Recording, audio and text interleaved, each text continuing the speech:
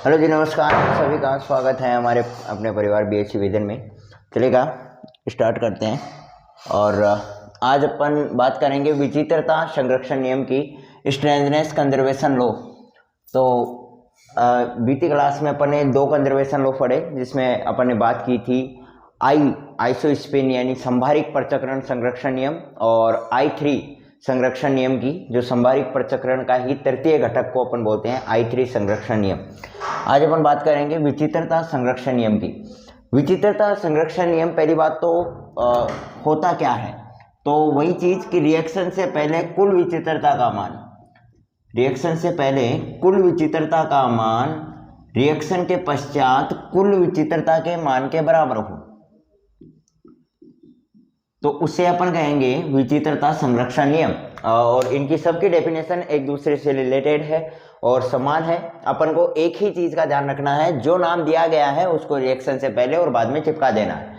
बाकी सब कुछ इसमें सेम रहने वाला है, सिमिलर रहने वाला है। रिएक्शन से पहले कुल विचित्रता का मान अगर रिएक्शन के बाद कुल विचित्रता के मान के बराबर होता है, उसे अपन कहते हैं विचित्रता संरक्षण नियम। अब बात आती है कि विचित्रता यानी स्ट्रेंजनेस, अगर अपन इसमें बोले स्ट्रेंजनेस इंग्लिश में, तो स्ट्रेंजनेस वास्तविकता में होती क्या है, या फिर ये कंजर्वेशन लॉ क्यों दिया गया। तो देखो, जिस प्रकार से अपन ने संभारिक प्रचक्रण में पढ़ा था, आइसोस्पेन में अपन ने देखा कि कणों की बहुक अवधारणा को, कि कौन सा कण सिंगलेट होगा, कौन सा कण डबलेट होगा, कौन सा पार्टिकल ट्रिपलेट होगा, इस अवधारणा को स्पष्ट करने के लिए अपन एक क्वांटम संख्या परिभाषित की थी, और उस क्वांटम संख्या को अपन एक नाम दे दिया आइसोस्पेन। ठीक इसी प्रकार से कणों की विचित्रता को समझाने के लिए, कणों की विचित्रता को ज्ञात करने के लिए अपन एक और क्वांटम संख्या परिभाषित की, यानी कणों की विचित्रता को ज्ञात करने के लिए कि इसकी विचित्रता कितना है, इस पार्टिकल की पार्टिकल कौन सा होगा, इसकी विचित्रता की वैल्यू कितनी होगी, इन सबको ज्ञात करने के लिए अपन एक और क्वांटम संख्या परिभाषित की, और उस क्वांटम संख्या को ही अपन ने नाम दे दिया स्ट्रेंजनेस। और इसे एस से व्यक्त करते हैं अपन। स्ट्रेंजनेस को किससे व्यक्त करते हैं? एस से व्यक्त करते हैं। अब बात यह आती है कि स्ट्रेंजनेस होती क्या है। वास्तविकता में एक क्वांटम संख्या है, और पार्टिकल की स्ट्रेंजनेस किस प्रकार से डिफाइन की जाती है। दूसरा सवाल ये उठता है कि स्ट्रेंजनेस कैसे अपन कैलकुलेट करेंगे, तो उसका भी एक सूत्र होता है। जिस प्रकार से अपने आइसोस्पेन में एक फॉर्मूला अपन ने यूज में लिया था, 2i+1 = I3 और 2i+1 = m, ये दोनों फॉर्मूले अपन ने बीती लेक्चर में यूज में लिए, और उनके आधार पे अपन ने देखा था कि किस प्रकार से वैल्यू को कैलकुलेट किया जाता है, सिंगलेट के लिए, डबलेट के लिए, ट्रिपलेट के लिए। ठीक इसी प्रकार से अपन स्ट्रेंजनेस में भी एक नया फॉर्मूला यूज में लेंगे, एक नया फॉर्मूला उपयोग में लेंगे, और उस फॉर्मूले के बेसिस पे अपन को वैल्यूज रखनी है। कुछ भी नहीं है, कुछ भारी काम इसमें है नहीं। वो फॉर्मूले में जैसे अपन वैल्यू रखेंगे, और वैल्यू रखते हैं अपने पास आंसर आ जाएगा, और स्ट्रेंजनेस कैलकुलेट की जाएगी। अब देखो, इसमें स्ट्रेंजनेस में आपको एक ओमेगा माइनस, एक होता है ना कि बोले विचित्रता में भी कौन विचित्र, भाई बहुत सारी अब सब पार्टिकल की विचित्र निकालेंगे। जैसे अपन बात करें क्लासरूम की, क्लासरूम में अलग अलग स्टूडेंट्स बैठे हुए हैं, और हर स्टूडेंट्स का बिहेवियर आपस में क्या होता है, अलग होता है। हर स्टूडेंट का बिहेवियर एक दूसरे से अलग होता है, लेकिन उसमें भी कोई ना कोई एक स्टूडेंट ऐसा मिलेगा जिसका बिहेवियर सबसे हटके है। तो इसी प्रकार से अपने पार्टिकल टेबल में भी मान के चलेगा, एक क्लासरूम के साथ अपन बिहेव कर रहे हैं, क्लासरूम की तरह बिहेव कर रहे हैं। ये पार्टिकल टेबल जिस प्रकार से क्लासरूम में अलग अलग भांति भांति के स्टूडेंट्स रहते हैं, भांति भांति के प्रकार के स्टूडेंट्स रहते हैं, ठीक इसी प्रकार से अपने पार्टिकल टेबल में भी भांति भांति प्रकार के पार्टिकल्स हैं, अलग अलग प्रकार के पार्टिकल्स हैं, और उन सभी पार्टिकल्स की अलग अलग विचित्रताएं विद्यमान हैं। जिस प्रकार से कुछ स्टूडेंट्सों का आपस में कुछ चीजें कॉमन होती हैं, कुछ के विचार मिलते हैं, कुछ चीजें, कुछ की हाइट मिलती है, ठीक इसी प्रकार से कुछ पार्टिकल्स की स्ट्रेननेस भी आपस में कॉमन होती है। कुछ स्ट्रेननेस पार्टिकल, कुछ पार्टिकल की स्ट्रेननेस होती है वो सेम होती है। लेकिन मैंने बताया कि क्लास में एक आधा स्टूडेंट ऐसा होता है जो बिल्कुल क्लास से हटके होता है, बिल्कुल भिन्न होता है, उसका नेचर, उसका जो सीखने की प्रवृत्ति है, सब कुछ क्लास से हट करके है। तो ठीक इसी प्रकार से अपने पार्टिकल टेबल में ऐसा कौन सा पार्टिकल है, तो वो पार्टिकल है अपना ओमेगा माइनस, जिसकी पूरी पार्टिकल सारणी से हट करके वैल्यू आती है, और वो आती है -3। पूरी पार्टिकल सारणी से ही हट के वैल्यू आती है। आपको -3 वैल्यू केवल और केवल ओमेगा की देखने को मिलेगी। इसके अलावा ऐसा कोई भी पार्टिकल आपको देखने को नहीं मिलेगा जिसकी वैल्यू -3 हो। यानी सबसे कम वैल्यू इसकी देखी जा सकती है, या अपन बोलते हैं कि जो पार्टिकल टेबल में सबसे विचित्र पार्टिकल है वो अपना है ओमेगा माइनस। ठीक है, अब देखो एक एक करके ये चीजें मैंने बताई, एक विचित्रता के बारे में एक जनरल इंफॉर्मेशन दी कि वास्तविकता में स्ट्रेननेस होती क्या है, इसमें अपन किन चीजों के बारे में देखेंगे, क्या चीजें कैलकुलेट करेंगे, ये एक जनरल इंफॉर्मेशन दी। अब देखो बात करते हैं सबसे पहले नोट्स की। तो लिखना क्या है इसमें, और जैसा कि आपको एक नोट तो नजर आ रहा होगा कि कण और प्रतिकण के लिए विचित्रता का मान एक दूसरे के विपरीत होता है। तो ये बात तो मैंने बीते लेक्चर में भी आपको बताई कि चाहे अपन I3 संरक्षण नियम की बात कर ले, आइसोस्पिन में कण और प्रतिकण के लिए ये संभारिक पृथक्करण का मान था वो समान था, चाहे फिर आप पार्टिकल के लिए देख लो और चाहे फिर आप एंटी पार्टिकल के लिए देख लो, मतलब आइसोस्पिन का मान चेंज नहीं होगा। ये बात बोल रहा था अपना संभारिक पृथक्करण, लेकिन संभारिक पृथक्करण का तृतीय घटक ये बात नहीं बोलता है। संभारिक पृथक्करण का तृतीय घटक यानी I3 संरक्षण नियम ये बात नहीं बोलता है, वो इस बात को नकारता है, इस बात को विरोध करता है। वो बोलता है कि कण और प्रतिकण के लिए भाई मेरा मान तो एक दूसरे के विपरीत होगा, पार्टिकल होगा वो अपना अलग बिहेवियर दर्शाएगा और एंटी पार्टिकल होगा, चूंकि अपन उसे एंटी कह रहे हैं तो वो उसके विपरीत बिहेव दर्शाना चाहिए, तब जाकर के मैं तो बोलूंगा कि मैं I3 संरक्षण नियम हूं, वरना ऐसा कोई नहीं है। कोई भी पार्टिकल आएगा कुछ भी करेगा तो ऐसा थोड़ी चलेगा, तो I3 संरक्षण नियम इस चीज को नकारता है। ठीक इसी प्रकार से फिर दूसरी चीज अपन बात करते हैं कि विचित्रता में भी, चूंकि ये विचित्र है तो विचित्रता भी यही बात बोलता है कि भाई मेरे लिए पार्टिकल का वैल्यू और एंटी पार्टिकल का वैल्यू सेम नहीं होना चाहिए। मैं तो खुद विचित्र हूं और विचित्र हूं, तो इसका मतलब ऐसा नहीं है कि आपने पार्टिकल के लिए भी वही वैल्यू मेरे को पुटअप कर दी और एंटी पार्टिकल के लिए फिर मेरा विचित्र होने का महत्व ही क्या रहा। तो ये दोनों इस चीज को नकारते हैं कि पार्टिकल के लिए अपना अलग रोल है, एंटी पार्टिकल के लिए विपरीत है। आप बोल रहे हो कि मेरे एंटी है तो इसका मतलब एंटी होगा तो मान भी क्या होगा भाई, विपरीत होगा। तो ये अपनी विचित्रता संरक्षण नियम बोलता है। और इसकी डेफिनेशन मैंने आपको बता दी कि डेफिनेशन में कुछ नहीं करना कि रिएक्शन से पहले कुल विचित्रता का मान, अगर रिएक्शन के बाद विचित्रता संरक्षण नियम आप हेडिंग डालोगे, एक नोट ये लिखना ही है। साथ ही साथ इसकी डेफिनेशन क्या होगी कि रिएक्शन से पहले कुल विचित्रता का मान रिएक्शन के बाद कुल विचित्रता के मान के बराबर होगा। तो इसे अपन क्या बोलेंगे मेरे भाई, विचित्रता संरक्षण नियम बोलेंगे। ठीक है, यहां तक आपको नोट डाउन कर लेना है। और उसके बाद देखो क्या लिखना है, जो समझाने की चीजें थी, जो बताने की चीजें थी वो मैंने बता दी है। अब देखते हैं कि लिखना क्या है भाई इसमें। तो सब और विचित्रता, अब देखते हैं अपन एक वर्ड यूज में लिया अपन ने, व्हाट इज स्ट्रेंजनेस, विचित्रता। तो विचित्रता के बारे में जानते हैं। तो मैंने बताया कि कणों की विचित्रता को ज्ञात करने के लिए, यानी कणों की विचित्रता को ज्ञात करने के लिए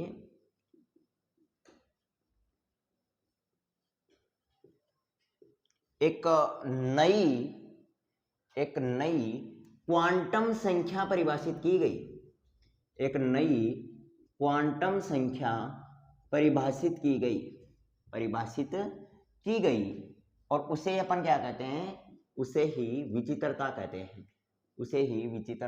कहते हैं। दूसरी चीज इसे अपन किससे व्यक्त करते हैं भाई, स्ट्रेंजनेस, यानी शब्द से पता चल रहा है कि इसे अपन एस से व्यक्त करते हैं, इसे एस से व्यक्त करते हैं, इसे एस से क्या करते हैं मेरे भाई, व्यक्त करते हैं। अब दूसरी चीज ये आई कि विचित्रता होती क्या है ये अपने पता लगा लिया, ऐसे व्यक्त करते हैं ये हमें पता लग गया। अब दूसरी चीज ये आती है कि यार इसे कैलकुलेट कैसे किया जाए, इसका कोई फॉर्मूला तो बताओ, ऐसे क्या विचित्र कर रहे हो, इतनी देर हो गई समझाते हुए। तो फॉर्मूला इसका ये है, Q = I3 + B + S/2, ये इसका फॉर्मूला है। और ये जो फॉर्मूला ये निकल करके आया इसको अपन गेलमान-निशिजिमा समीकरण के नाम से जानते हैं। ये जो आपका फॉर्मूला निकल करके आया ना, इसको गेलमान-निशिजिमा समीकरण के नाम से जानते हैं। और दूसरी चीज यहाँ पे जो B + S है ना, इसको सम्मिलित रूप से अपन Y भी लिखते हैं। तो यहाँ पे क्या हो जाएगा मेरे भाई, formula i3 plus Y by two, यानी अपना फॉर्मूला क्या हो गया, q equal to i3 plus Y by two. तो यहाँ पे अपन क्या बोल देंगे कि यहाँ पे जो समीकरण एक जो निकल करके आया, इस समीकरण एक को बोलते हैं गेलमान निशिजिमा समीकरण। समीकरण एक गेलमान निशिजिमा समीकरण कहलाता है, निशिजिमा समीकरण। और जो समीकरण दो है, और अपना जो समीकरण दो है वो उच्च आवेश के रूप में, उच्च आवेश के रूप में गेलमान निशिजिमा समीकरण कहलाता है। गेलमान निशिजिमा निशिजिमा समीकरण समीकरण कहलाता है। यानी समीकरण एक तो गेलमान निशिजिमा समीकरण, और समीकरण जो दो है वो उच्च आवेश के रूप में। अगर अपन ने B प्लस एस को सम्मिलित रूप से Y लिख दिया, अगर B प्लस एस को सम्मिलित रूप से Y लिख दिया तो अपने समीकरण का नाम भी चेंज हो गया, और समीकरण का नाम क्या हो गया मेरे भाई, उच्च आवेश के रूप में गेलमान निशिजिमा समीकरण। अब यहां से क्वेश्चन किस प्रकार से आएगा, तो ये आपको डायरेक्ट पूछेगा यहां से, क्योंकि यहां से जो क्वेश्चन आएगा ना वो गेलमान निशिजिमा समीकरण लिखिए या फिर उच्च आवेश के रूप में गेलमान निशिजिमा समीकरण लिखिए, ये आपका छोटा क्वेश्चन आ गया। और अगर उसे इसे ही बढ़ा के लिखना होगा तो वो पूछेगा, किसी पार्टिकल की वैल्यू दे देगा, बोलो सिंगलेट पार्टिकल के लिए विचित्रता का मान ज्ञात करो, डबलेट पार्टिकल के लिए, जो कि अपन सब कुछ चीजें पढ़ने वाले, लेकिन अपन को कमांड रखनी है हर एक शब्द पे।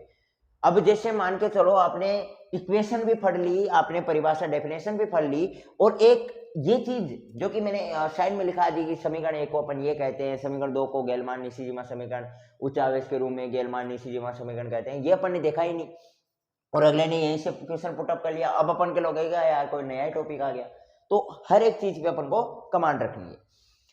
अब यहां से ये दोनों इक्वेशन क्लियर है। अब यहाँ पे आपको ये लग रहा होगा, बोले ये Q क्या है, I3 क्या है, B क्या है, S क्या है, तो मैं यहाँ पे आपको साइड में लिख देता हूँ कि यहाँ पे जो Q है वो अपना आवेश है, जो चार्ज है ना वही है। Q क्या है, आवेश है। I3 क्या है, संभारिक प्रचक्रण का तृतीय घटक, संभारिक प्रचक्रण का तृतीय घटक है, और उसको अपन लिखते हैं I3, तो संभारिक प्रचक्रण का तृतीय घटक है I3। B क्या है यहाँ पे भाई, बेरियन संख्या है B क्या है भाई, बेरियन संख्या है अपनी। और S क्या है, S तो अपन को ज्ञात ही करनी है, यानी विचित्रता।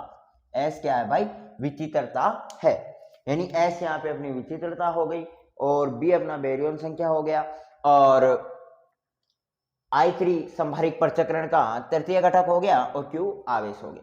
ये तो अपन ने पूरा का पूरा फॉर्मूला एनालिसिस कर लिया, पूरे के पूरे फॉर्मूले को देख लिया, बोले इसमें क्या क्या चीजें दी गई हैं, कौन कौन सा इक्वेशन है, क्या क्या चीजें अपन को कैलकुलेट करनी है। देखो कैलकुलेट क्या करना है भाई, यहाँ पे मेरे को एक बात बताओ, आवेश क्या आपको नहीं आता है, अपन ने यथार्थ कंजर्वेशन लो, यानी जो एग्जैक्ट कंजर्वेशन लो, यथार्थ संरक्षण नियम अपन ने पढ़ा, और लगभग 2-3 लेक्चर पहले अपन ने बात की थी उसकी। तो यथार्थ कंजर्वेशन लो में अपन को साफ क्लियर था कि आवेश क्या होता है। कल के लेक्चर में अपन ने संभारिक प्रचक्रण का तृतीय घटक पढ़ा I3, तो वो अपन को आना चाहिए।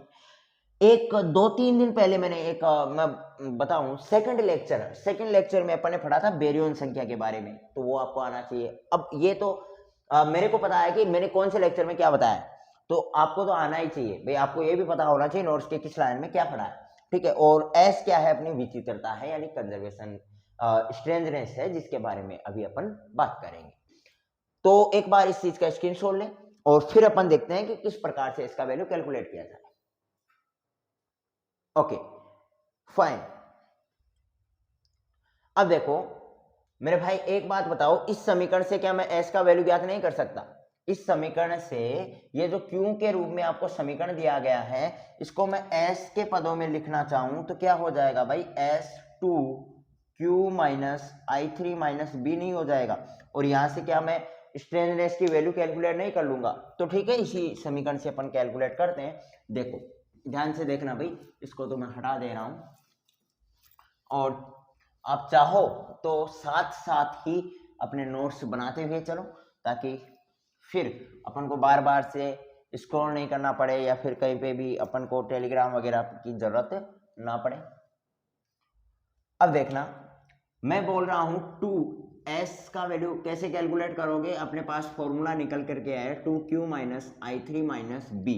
ये वाला जो फॉर्मूला है ये साफ साफ ये बात जताता है कि इससे आप स्ट्रेस निकाल लोगे।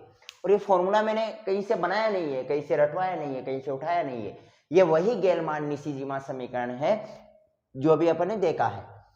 उसी गेलमान निशीजिमा समीकरण को मैंने तोड़ा मरोड़ा और स्ट्रेंजनेस के रूप में बना लिया। स्ट्रेंजनेस और बाकी जितने भी अपने पास पार्टिकल्स थे, जितने भी अपने पास वैल्यूज थी, उनको मैंने इधर फेंक दिया। कुछ भी तो नहीं किया, कुछ भी तो नहीं किया भाई। इसमें स्ट्रेंजनेस की वैल्यू चाहिए वो मैंने रख ली और बाकी सबको इधर फेंक दिया। अब देखो बात करते हैं अपन सिंगलेट के लिए। अब तीनों प्रकार के पार्टिकल्स के लिए अपन बात करेंगे और ये जो पूरा लेक्चर है वो डेडिकेटेड है ओनली ऑन स्ट्रेननेस कंजर्वेशन लॉ के ऊपर। केवल और केवल आज के लेक्चर में अपन बात कर रहे होंगे विचित्रता संरक्षण नियम की। भले ही अपना लेक्चर छोटा हो, भले बड़ा हो, फर्क नहीं पड़ता, लेकिन आपको एक बात बता दे रहा हूं, विचित्रता संरक्षण नियम बहुत ही ज्यादा मोस्ट इंपॉर्टेंट है। एग्जामिनेशन पॉइंट ऑफ व्यू से तो है ही है। इसके अलावा आपको मैं बता दूं कि पूरा का पूरा निचोड़ अपनी यूनिट का जो अकेला ये कंजर्वेशन लॉ लेकर के चलता है।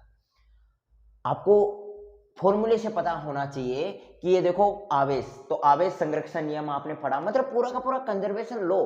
अगर आपको मेरे को जांच करना है कि आपको कितना कंजर्वेशन लॉ में कितना कुछ आता है, तो मैं डायरेक्टली आपको स्ट्रेननेस कंजर्वेशन लॉ पूछूंगा और पता चल जाएगा कि आपको आ क्या रहा। देखो अगर मैं बात करूं यथार्थ कंजर्वेशन लॉ की, तो इसमें Q और B आ गए। अगर आपको Q और B की पता है तो ऊर्जा संरक्षण नियम, कोणीय संवेग संरक्षण नियम, संवेग संरक्षण नियम, इनकी कोई जरूरत ही नहीं है क्योंकि सेम डेफिनेशन चलती है। अगर आपको बेरियन नंबर का पता है मेरे भाई, तो आपको लेप्टॉन नंबर की बताने की आवश्यकता ही नहीं है क्योंकि सेम फॉर्मूला यहाँ पे यूज होते हैं, बस पार्टिकल्स अलग अलग है। तो ये यथार्थ को कवर करके चला है। अब दूसरी चीज अपन सन्निकटन संरक्षण नियम की बात करें तो यहाँ पे देखो I3, अगर आपको I3 का पता है, I3 में सिंगलेट, डबलेट, ट्रिपलेट कैसे कैलकुलेट करते हैं, अगर इस चीज का आपको पता है तो दुनिया की कोई शक्ति आपको I संरक्षण नियम कैलकुलेट करने से नहीं रोक सकती। ये तो कन्फर्म है क्योंकि जब आपको आइसोस्पिन आ रहा होगा तभी आप I3 का वैल्यू, यानी आइसोस्पिन का जो थर्ड कंपोनेंट ऑफ आइसोस्पिन है वो तभी आप कैलकुलेट कर पाओगे जब आपको आइसोस्पिन कंपोनेंट आ रहा होगा।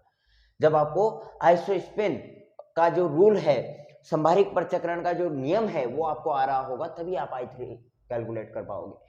ठीक इसी प्रकार से अगर ये सब कुछ चीजें आती हैं तो आप स्ट्रेननेस खुशी खुशी से कैलकुलेट कर लोगे। तो मतलब ये पूरा का पूरा जो कमांड लॉ है वो आपका स्ट्रेननेस कंजर्वेशन लॉ लेकर के चलता है। तो इस बात का ध्यान रखना, स्ट्रेननेस कंजर्वेशन लॉ को हल्के में नहीं लेना। अब अपन बात करते हैं फॉर सिंगलेट पार्टिकल के लिए। तो सिंगलेट पार्टिकल क्या बात बोलता है मेरे भाई, पहली बात तो ऐसे बताओ सिंगलेट पार्टिकल हैं कौन कौन से अपने। तो देखो अगर सिंगलेट पार्टिकल के बारे में मैं बात करूं तो अपन चलते हैं उस टेबल के ऊपर। टेबल के ऊपर थोड़ा अपना ध्यान देना, और जब ध्यान दोगे आप तो आपको पता है कि टेबल अपन ने दो भागों में यानी दुर्बल अन्योन्य क्रिया और प्रबल अन्योन्य क्रिया यानी दो भागों में विभाजित किया। दुर्बल अन्योन्य क्रिया के आधार पर जो पार्टिकल्स आए वो आए अपने इलेक्ट्रॉन पार्टिकल। प्रबल अन्योन्य क्रिया के आधार पर जो पार्टिकल्स आए वो अपने पास आए हेड्रॉन पार्टिकल। हेड्रॉन पार्टिकल में फिर दो प्रकार के पार्टिकल यानी न्यूक्लियन, ये मेसोन और बेरियन, ये भाग लेते हैं। हेड्रॉन पार्टिकल दो भागों में यानी मेसोन और बेरियन में बटा होता है। मेसोन और बेरियन, चूंकि अपन यहाँ पे बात करेंगे अलग अलग पार्टिकल्स की जिसमें अपना मेन रोल रहेगा वो रहेगा बेरियन पार्टिकल का। तो बेरियन पार्टिकल में कौन कौन से आते हैं सर, तो बेरियन पार्टिकल की बात करें तो बेरियन पार्टिकल फिर खुद दो भागों में यानी न्यूक्लियन और हाइपरॉन में विभाजित होता है। बात करें अपने न्यूक्लियन की तो न्यूक्लियन में दो पार्टिकल यानी प्रोटॉन और न्यूट्रॉन होते हैं। प्रोटॉन और न्यूट्रॉन को सम्मिलित रूप से अपन न्यूक्लियन बोलते हैं। और हाइपरॉन की बात करें जो कि न्यूक्लियन से भारी कण होते हैं तो उसमें सर आता है सिग्मा, लैम्डा, ओमेगा, कोस्केट, यानी ये चार प्रकार के पार्टिकल्स अपने हाइपरॉन में आते हैं। और न्यूक्लियन में अपने दो पार्टिकल यानी प्रोटॉन और न्यूट्रॉन आते हैं। तो ये अपने पार्टिकल सारणी जो कि बहुत पहले पढ़ी थी, ये मैंने आपको रिवाइज करा दी ताकि अभी आपको कंसेप्ट में कोई दिक्कत नहीं आएगी। मेरे भाई एक बात बताना, सिंगलेट पार्टिकल में मेरे को बताओ मेसोन में कोई सिंगलेट पार्टिकल है, तो आप कहोगे बिल्कुल सर है, अपना इट्टा जीरो है वो सिंगलेट पार्टिकल ही तो है। बिल्कुल भाई, बात तो ठीक है। फिर मेसोन में और कौन कौन से हैं, तो क्या सर कायोन है, पायोन है, तो ये तो दोनों ही सिंगलेट नहीं है, ठीक बात है। फिर अपन चले बेरियोन की तरफ। बेरियोन की तरफ चलें तो बिल्कुल सर दो पार्टिकल अपने बेरियोन में, एक तो अपना लेमड़ा जीरो, एक तो कौन सा अपना लेमड़ा जीरो, और दूसरा अपना ओमेगा माइनस, ये दोनों क्या है, सिंगलेट पार्टिकल है, बात तो ठीक है। अब देखना यहां पे अपन को इन तीनों का मैं पार्टिकल के लिए क्या निकाल रहा हूं, तीनों का पार्टिकल के लिए स्ट्रेंथनेस की वैल्यू निकाल रहा हूं, और एंटी पार्टिकल के लिए एक दूसरे के विपरीत होती है, वो आप सब जानते हो। पार्टिकल के लिए तीनों की मैं स्ट्रेंथनेस की वैल्यू निकाल रहा हूं मेरे भाई, ध्यान से सुनना। स्ट्रेंथनेस के लिए क्या क्या चाहिए, तो एक बार यहाँ पे अपन लिख लेते हैं कि सर एक तो Q का वैल्यू चाहिएगा, एक I3 का वैल्यू चाहिएगा, और एक बेरियोन का नंबर चाहिएगा, ठीक है। और सिमिलरली देन दोनों में यही चीजें, यानी तीनों में यही चीजें कैलकुलेट करनी है और अपन को पता चल जाएगा। बात करें ईटा जीरो की, तो ये कौन सा पार्टिकल है, सर मेसोन पार्टिकल है। मेसोन पार्टिकल है, इसका मतलब मेसोन है, यानी बेरियोन तो नहीं है, बिल्कुल सर बेरियोन नहीं है। अगर बेरियोन नहीं है तो आपको ये रूल पता होना चाहिए कि वो पार्टिकल बेरियोन पार्टिकल होते हैं जिनका बी का वैल्यू, यानी जो पार्टिकल बेरियोन पार्टिकल होते हैं उनका बेरियोन नंबर +1 होता है। एंटी बेरियोन पार्टिकल के लिए बेरियोन नंबर -1 होता है। और अगर कोई पार्टिकल बेरियोन पार्टिकल नहीं है, उस कंडीशन में बेरियोन नंबर 0 होता है। तो मेरे भाई ईटा जीरो के लिए बेरियोन नंबर 0।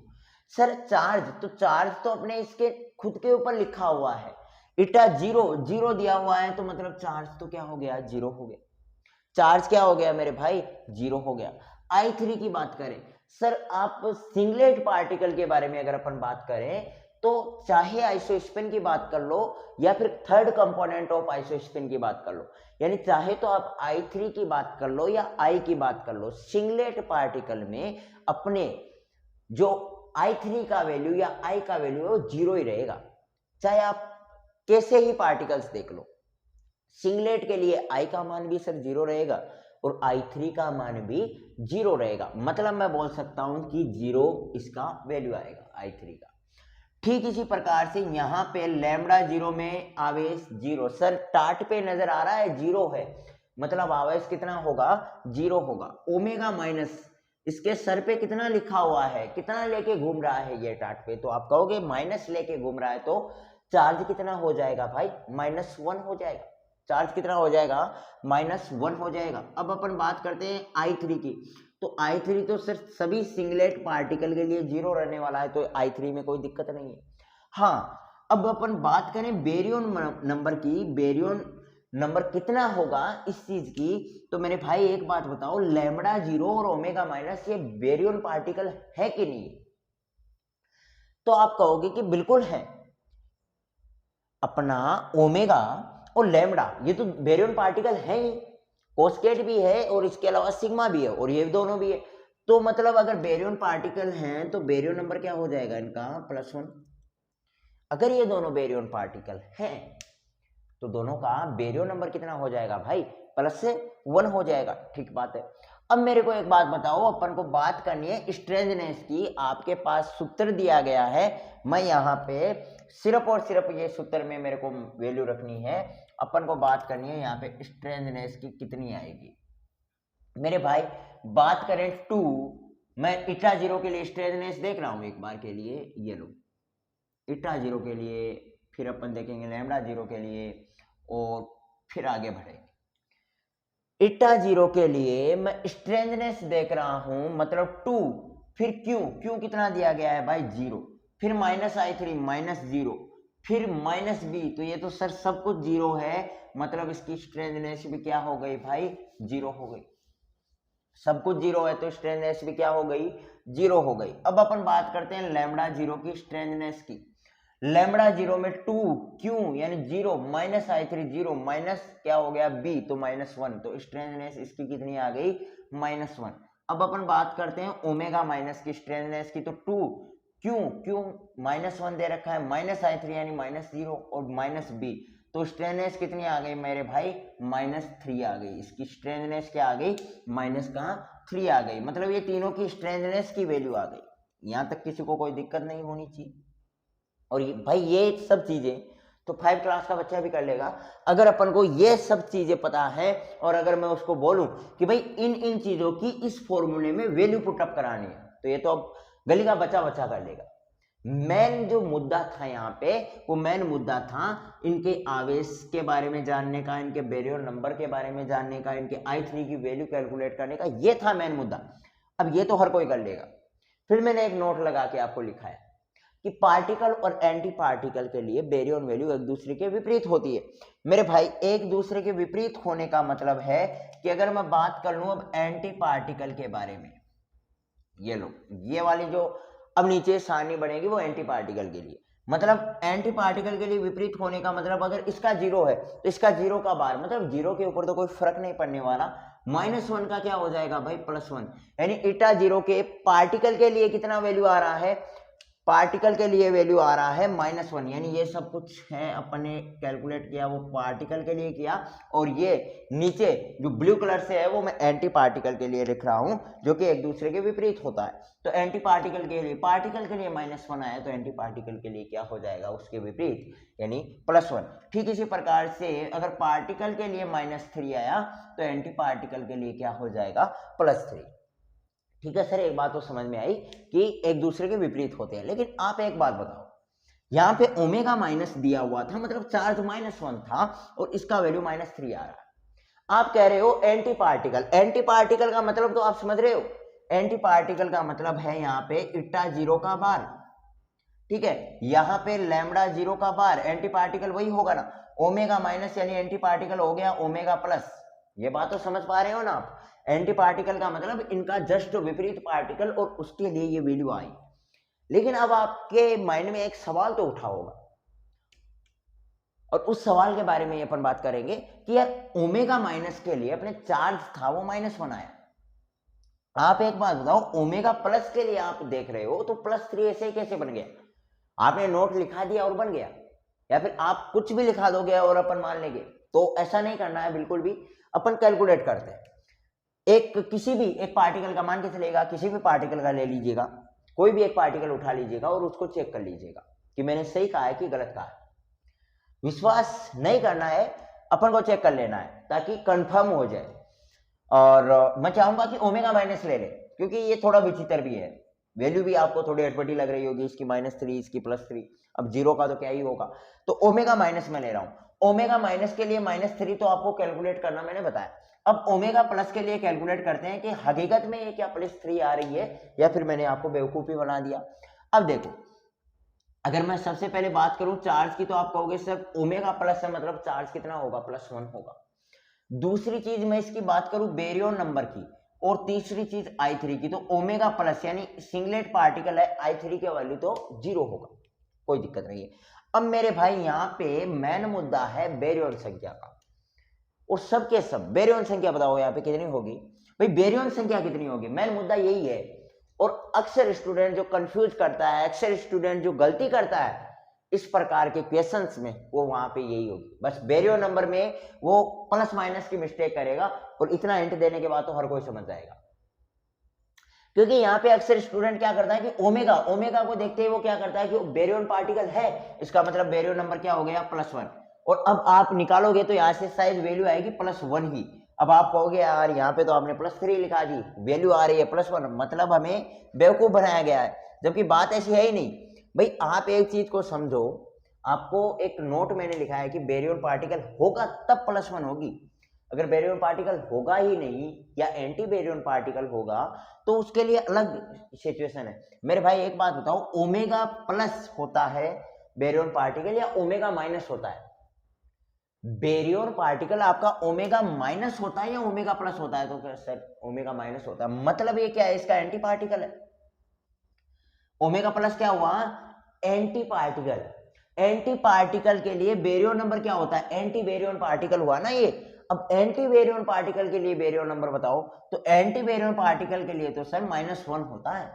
अब अगर -1 से आप करोगे तो अब क्वेश्चन का आंसर सही आएगा, और जो गलती थी वो मैंने आपको बता दी, और अक्सर अपन यहीं पे गलतियां करेंगे, ठीक है, अब नहीं तो आगे करेंगे। मेन जो गलती है वो आपकी पार्टिकल और एंटी पार्टिकल में होगा, बाकी पार्टिकल्स में कुछ लेना देना नहीं होता है, कुछ भी चीजें नहीं है इनमें, कोई टफ चीज नहीं है। लेकिन होता है ना कि जितनी आसान चीज होती है तो कंफ्यूजन उतना ही ज्यादा होता है। तो वही देखिएगा। अब देखना, अपन स्ट्रेंथनेस की बात कर रहे हैं तो 2 क्यू का वैल्यू +1 है, -i3 यानी -0 और -b। देखो माइनस और माइनस क्या हो जाएगा, प्लस हो जाएगा, तो s का वैल्यू मेरे भाई कितना आ गया, +3 आ गया। ठीक सिमिलरली देन आप लेमडा 0 का वैल्यू कैलकुलेट कर सकते हो, आप ईटा 0 का वैल्यू कैलकुलेट कर सकते हो। खैर जैसा आपको करना है वैसा आप कैलकुलेट करना और जरूर करना। अब अपने पास इतना वक्त नहीं है कि अपन हर एक चीज को और एनालिसिस करते हुए बताएं। अब देखना, अपन बात करते हैं डबलेट पार्टिकल के ऊपर। फॉर डबलेट, देखो डबलेट पार्टिकल क्या बात बोलता है। सबसे पहले मेरे को एक बात बताओ, डबलेट पार्टिकल कौन कौन से होते हैं। तो चलेगा, पुनः उस सारणी के ऊपर अपन चलते हैं, उस सारणी से ही सब कुछ सीखेंगे। और वही सारणी है जो अपन को पार्टिकल सारणी में, अपनी पार्टिकल फिजिक्स में अपन को दमदार बनाएगी, अपन को खिलाड़ी बनाएगी, वो सारणी बनाएगी। जो भी काम करेंगे उसके बेस पे करेंगे।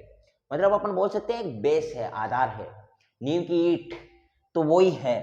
अब सुनना, सारणी पे अपन जाते हैं तो सबसे पहले भाई अपन को मेसोन और बेरियोन में देखना है। मेसोन में कोई डबलेट पार्टिकल है क्या, तो बिल्कुल अपना K+ और K0 ये डबलेट ही तो है।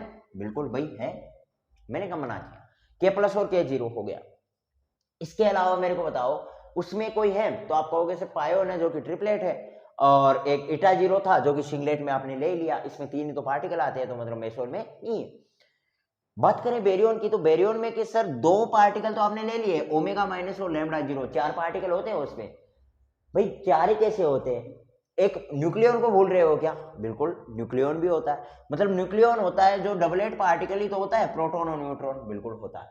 तो 2 पार्टिकल ये हो गए। और कोई होता है क्या अपने इसमें, हाइपरॉन में भी कुछ होता है क्या, हाइपरॉन में 4 पार्टिकल होते हैं जिसमें ओमेगा माइनस और लैम्डा 0 तो अपन ने ले लिया।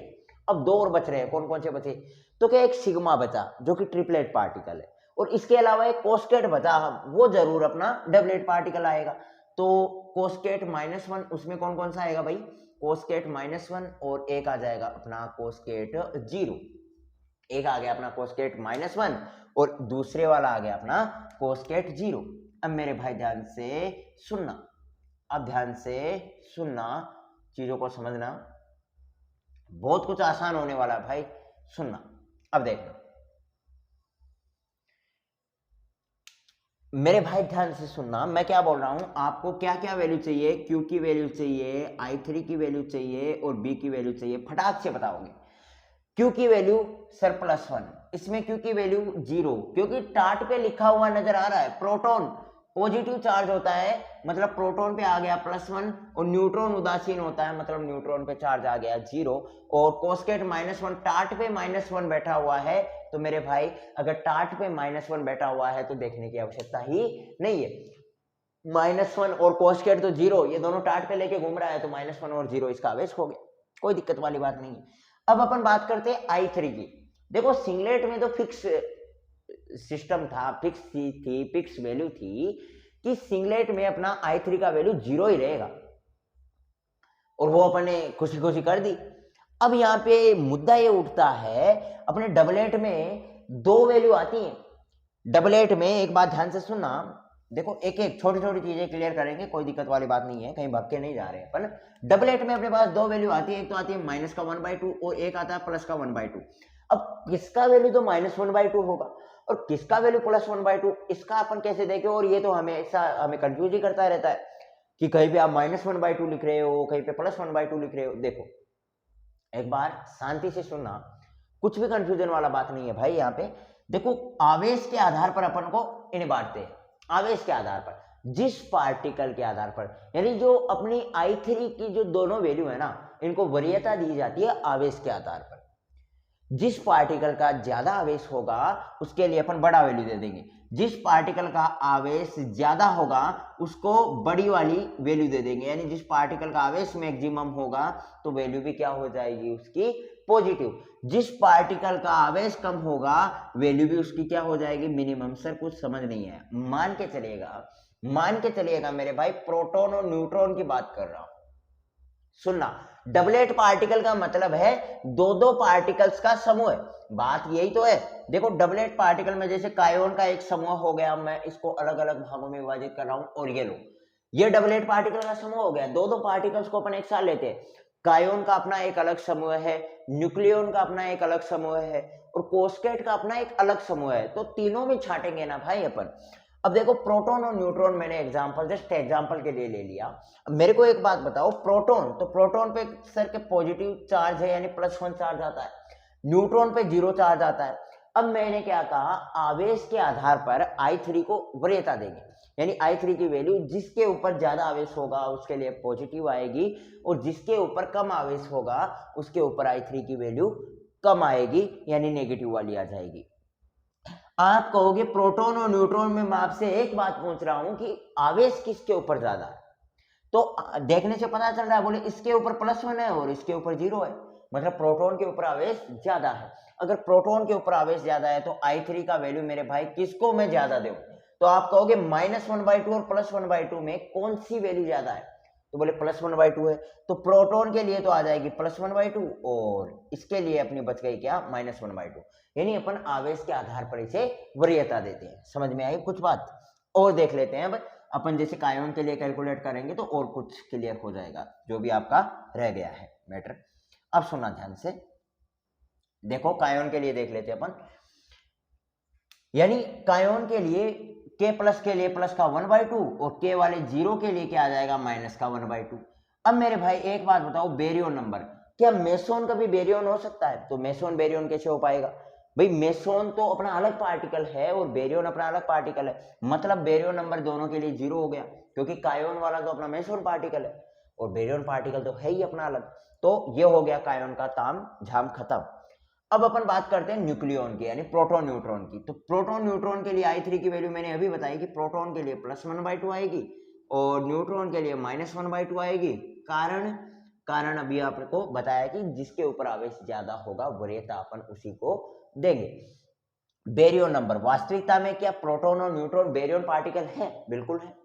अपने न्यूक्लियन भी बेरियन पार्टिकल होते हैं और अपने हाइप्रोन भी बेरियन पार्टिकल होते हैं, तो प्रोटॉन न्यूट्रॉन तो न्यूक्लियन में आते हैं, मतलब बेरियन पार्टिकल हैं भाई, एंटी बेरियन तो नहीं है, बिल्कुल भी नहीं है। प्रोटॉन और न्यूट्रॉन तो भाई बेरियन ही है, तो बेरियन संख्या इसकी आ गई +1। अब अपन बात करते हैं कोस्केट की। कोस्केट में I3 का वैल्यू भी देखना है अपन को और बेरियन का नंबर भी देखना है, और कुछ भी नहीं करना वहां पे। पहली बात तो मेरे को ऐसे बताओ, कोस्केट भी अपना बेरियन पार्टिकल है कि नहीं है, तो क्या हाइप्रोन में आ रहा है तो बेरियन पार्टिकल तो होगा ही, तो बेरियन पार्टिकल होगा तो मतलब इसका बेरियन नंबर भी क्या हो जाएगा भाई, +1 हो जाएगा। बेरियन पार्टिकल है तो बेरियन नंबर भी क्या हो गया, +1। दूसरी बात आती है I3 की, तो कोस्केट -1 और 0, भाई छोटा कौन सा है, बोले 0 से अपन बोलते हैं, बोले माइनस से अच्छा तो 0 ही है, कर्जे में जाने से अच्छा तो 0 ही है, कम से कम कर्जा तो नहीं होगा, तो मतलब 0 अपने माइनस से तो बड़ा है, तो माइनस से बड़ा है तो -1 के लिए अपने I3 का वैल्यू क्या होगा, I3 का वैल्यू क्या हो जाएगा, -1/2, और 0 वाले के लिए क्या हो जाएगा, +1/2। तो ये अपन ने आवेश के आधार पर इनको वरीयता दी है और ये सब कुछ चीजें कर ली। अब अपने पास स्ट्रेंथनेस की वैल्यू, और वो बहुत ही खुशी से, बहुत ही आराम से, बहुत ही आसानी से आ जाएगी, उसमें कोई दिक्कत नहीं है। और अब तो 5 क्लास का बच्चा भी इसमें फॉर्मूले में वैल्यू पुटअप कर लेगा और यहाँ से अपनी स्ट्रेंथनेस की वैल्यू कैलकुलेट कर लेगा। जो मेन मुद्दा था, जो मेन चीज समझने की थी वो अपन ने समझ ली, जो मेन वैल्यूज कैलकुलेट करनी थी वो अपन ने कर ली। अब देखना, स्ट्रेंथनेस में मैं ज्यादा समय नहीं लेना चाहूंगा, सुनना ध्यान से। S = 2 क्यों, K+ के लिए देख रहे हैं, सबसे पहले भूल जाओ सब पार्टिकल को, अपन K+ के लिए देख रहे हैं, तो 2 क्यों यानी +1, -I3 यानी माइनस का 1/2 और -B यानी ये हो गया 0, तो 2 × 1/2 यानी 1 हो गया, तो इसका स्ट्रेंथनेस क्या आ गया मेरे भाई, +1 आ गया।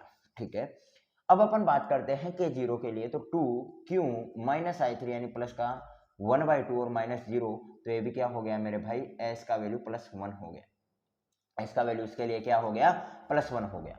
ये अपना कायोन पार्टिकल के लिए स्ट्रेंथनेस आ गई। अब अपन बात करते हैं अपने न्यूक्लियन के लिए, यानी प्रोटॉन न्यूट्रॉन के लिए स्ट्रेंथनेस की बात करते हैं।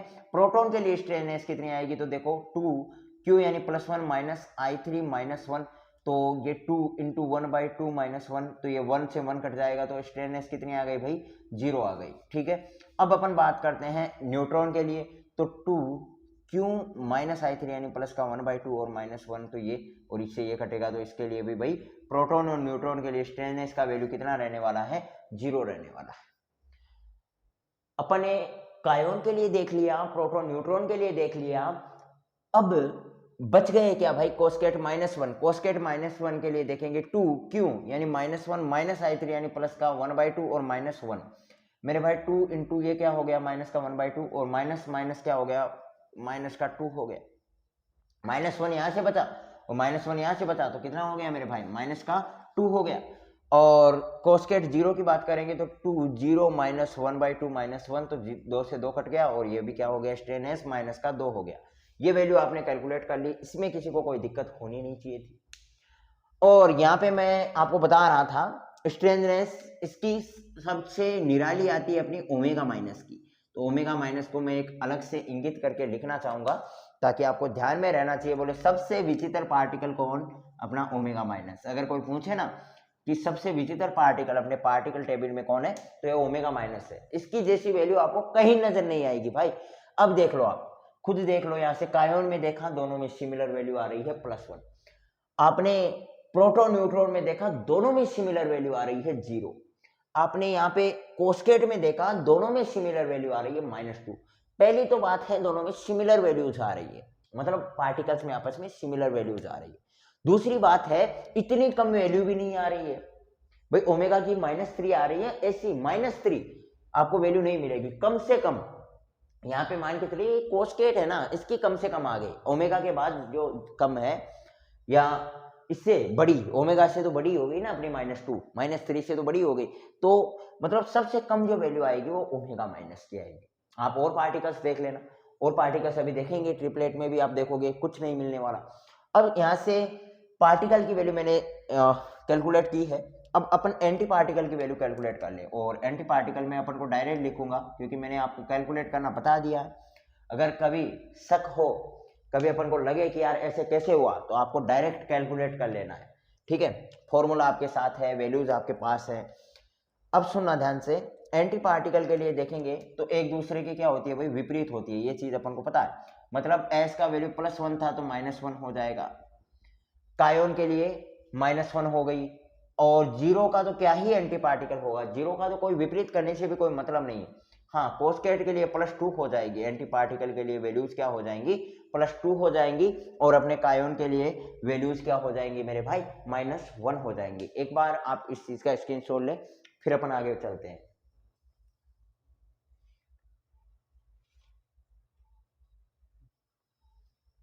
ठीक है, आगे बढ़े चलेगा। अब अपन चलते हैं ट्रिपलेट पार्टिकल की तरफ, ट्रिपलेट पार्टिकल की तरफ चलते हैं।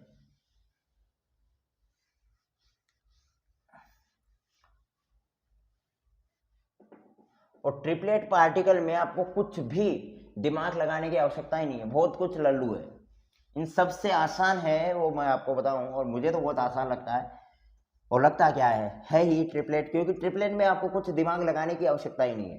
अगर आपने सिंगलेट समझ लिया, डबलेट समझ लिया, तो ट्रिपलेट तो यूं ही आप चुटकियों में कैलकुलेट कर लोगे, और कुछ भी दिमाग लगाने वाला उसमें है नहीं। वैसे फॉर ट्रिपलेट की अगर अपन बात करें तो देखो, सबसे पहली बात तो अपन को ये कि किसको वरीयता दी जानी चाहिए, किसका आवेश कम होता है, किसको अपन माइनस दे प्लस दे, तो ये सब कुछ रमाद इसमें नहीं है, क्योंकि 3 प्रकार के पार्टिकल्स है। जिसके ऊपर पॉजिटिव चार्ज होगा उसके लिए अपन पॉजिटिव वैल्यू दे देंगे +1, जिसके ऊपर नेगेटिव चार्ज होगा उसको अपन नेगेटिव वैल्यू दे देंगे -1, और जिसके ऊपर कोई चार्ज नहीं होगा, यानी जिसके ऊपर 0 चार्ज होगा, उसको अपन क्या वैल्यू दे देंगे, 0 दे देंगे। किसकी वैल्यू भाई, अपनी I3 की, क्योंकि मेन मुद्दा तो I3 का होता है। सिंगलेट में कोई दिक्कत नहीं है, ट्रिपलेट में कोई दिक्कत नहीं है, और डबलेट में भी नहीं होनी चाहिए। डबलेट में जो कंफ्यूजन था वो आवेश को वरीयता दी जाती है, बस यहाँ पे होता है, तो जो कंफ्यूजन था वो दूर कर दिया मैंने कि आवेश के आधार पर आप छांट लीजिएगा, तो कंफ्यूजन तो कहीं भी होना नहीं चाहिए। अब देखते हैं ट्रिपलेट में। ट्रिपलेट में पहली बात तो ये बताओ कि कौन कौन से पार्टिकल्स यहाँ पे आ रहे हैं। तो अगर मैं मेसोन की तरफ बढ़ूं तो मेसोन में एक है अपना पायोन, पाई प्लस, पाई माइनस और पाई 0। मेसोन में तो यही है एक ट्रिपलेट पार्टिकल। फिर अपन बात करें बेरियन पार्टिकल की। बेरियन पार्टिकल में कौन सा है, तो बेरियन पार्टिकल में भी केवल एक ही है ट्रिपलेट पार्टिकल और वो है सिग्मा वाला, सिग्मा प्लस, सिग्मा माइनस और सिग्मा जीरो। अब देखो यहाँ पे आपको वही तीन चीजें आपको चाहिए होंगी और वो होंगी आवेश। तो आवेश क्या हो गया भाई, +1। यहाँ पे देखो टाट पे देखो इसके डायरेक्ट लिखा हुआ है, माथे पे लिखा हुआ है इसके, तो -1 और ये हो गया 0। फिर अपन बात करते हैं I3 की, तो जिसके ऊपर जैसा चार्ज I3 का वैल्यू वैसा होगा। तो ये लो माथे के ऊपर लिखा हुआ है अगले के चार्ज लिखा हुआ है, तो I3 का वैल्यू यानी चार्ज और I3 का वैल्यू यहाँ पे सेम रहने वाला है। ठीक है, बात तो ठीक है। अब बेरियन पार्टिकल की बात करो, बोले पायोन है वो मेसोन है, मतलब बेरियन नहीं होगा, तो बेरियन संख्या इसकी क्या हो जाने वाली है, 0 हो जाने वाली है। और सिग्मा जो कि हाइपरॉन होता है, हाइपरॉन तो अपने बेरियन के अंतर्गत आता है, तो मतलब बेरियन संख्या क्या हो जाने वाली है, +1। इसके लिए बेरियन संख्या क्या हो जाने वाली भाई, +1। ठीक है, अब देखना स्ट्रेंथनेस निकालनी है आपको, स्ट्रेंथनेस निकालनी है भाई। तो S इक्वल टू, मैं पाई प्लस के लिए सबको भूल जाना एक बार, पाई प्लस की तरफ देखना, 2Q minus I3, Q1 minus I3 minus 0, मतलब कितना आ गया भाई, स्ट्रेंथनेस के लिए इसका वैल्यू आ गया 0। ठीक है, फिर पाई माइनस के लिए देखेंगे, पाई माइनस के लिए 2Q माइनस I3 माइनस 0, तो ये भी क्या हो गया भाई, स्ट्रेंथनेस इसकी भी हो गई 0। और फिर पाई 0 के लिए तो भाई सब कुछ 0 है, तो स्ट्रेंथनेस 0 ही आ जाने वाली, मतलब पायोन के लिए जो स्ट्रेंथनेस आई वो तीनों के लिए सेम आई, और वो कितनी आई मेरे भाई, 0 आई। पायोन के लिए जो स्ट्रेंथनेस आई वो सेम आई तीनों के लिए, और वो सेम भी कितनी आई, 0 आई। क्या आपको पता चला कि विचित्र सबसे ज्यादा कौन है? सर यहां तक तो पता चल रहा है कि ओमेगा माइनस ही विचित्र है। एक बार अपन सिग्मा को और देख लें, फिर बिल्कुल अपन को क्लियर हो जाएगा, बोले ओमेगा माइनस ही है अपना विचित्र पार्टिकल। तो चलो सिग्मा को और देख लेते हैं, 2Q माइनस I3 यानी 1 माइनस 1 माइनस 1, तो यानी स्ट्रेंथनेस कितनी आ गई भाई इसकी, -1 आ गई। और इसमें सिग्मा माइनस में 2Q माइनस I3 माइनस 1, तो इसकी भी स्ट्रेंथनेस आ गई -1। और इसमें देखो 2Q माइनस I3 माइनस 1, तो इसकी भी स्ट्रेंथनेस आ गई -1। यानी अपनी स्ट्रेंथनेस साफ है किसके लिए, सिग्मा वाले वैल्यूज के लिए, तीनों के लिए क्या आने वाली है, -1 आने वाली है। और अपनी जो पायोन के लिए स्ट्रेंथनेस आने वाली है वो 0 आने वाली है, ये बिल्कुल साफ है। अब अपन बात कर लेते हैं एंटी पार्टिकल के लिए। एंटी पार्टिकल के लिए बात करेंगे तो आप सबको पता है कि स्ट्रेंथनेस एक दूसरे के विपरीत होती है, अपोजिट होती है। भाई 0 का तो क्या ही विपरीत होगा, यानी एंटी पार्टिकल के लिए भी 0 क्या होगा, 0 ही रहेगा। और यहाँ पे क्या हो जाएगा, -1 का +1 हो जाएगा, -1 का क्या हो जाएगा भाई, +1 हो जाएगा। अब बात ये आती है, कभी कभार ये भी कंफ्यूजन हो जाए, बोले एंटी पार्टिकल कौन सा, भाई पाई प्लस था, पाई प्लस का एंटी पार्टिकल पाई माइनस का anti particle pi plus, sign change हो जाते हैं ना अपने एंटी पार्टिकल में, पाई 0 का पाई 0 ही रहेगा। सिग्मा प्लस का एंटी पार्टिकल सिग्मा माइनस का सिग्मा प्लस, सिग्मा 0 का सिग्मा 0 ही, तो ये आपके एंटी पार्टिकल रहने वाले हैं। और मतलब उसका साइन चेंज होना ही आपका एंटी पार्टिकल का सबूत है। ठीक है, तो आज अपन ने जाना विचित्रता संरक्षण नियम, बहुत ही मोस्ट इंपोर्टेंट लॉ है और सबको आना चाहिए, ताकि आने वाले क्वार्क मॉडल में किसी प्रकार का कोई कंफ्यूजन ना रहे। अगर अपन को ये समझ में आया है तो आने वाले सभी लेक्चर बहुत आसान होने वाले। अगर नहीं आया है तो एक बार क्लास को रिवाइज करोगे, सब कुछ समझ में आ जाएगा, कोई टफ चीज इसमें है नहीं। तो आज के लिए सिर्फ अपन स्ट्रेंथनेस कंजर्वेशन लॉ के लिए ही ये लेक्चर शूट कर रहे हैं, और ये कंप्लीट हो चुका है, तो लेक्चर अपन खत्म करने वाले हैं। तो अभी के लिए इतना ही, मिलते हैं नेक्स्ट क्लास में। तब तक के लिए हंसते रहिएगा, मुस्कुराते रहिएगा, अपने फिजिक्स को यूं ही दमदार बनाने का प्रयास करते रहिएगा। Bye bye, have a nice day.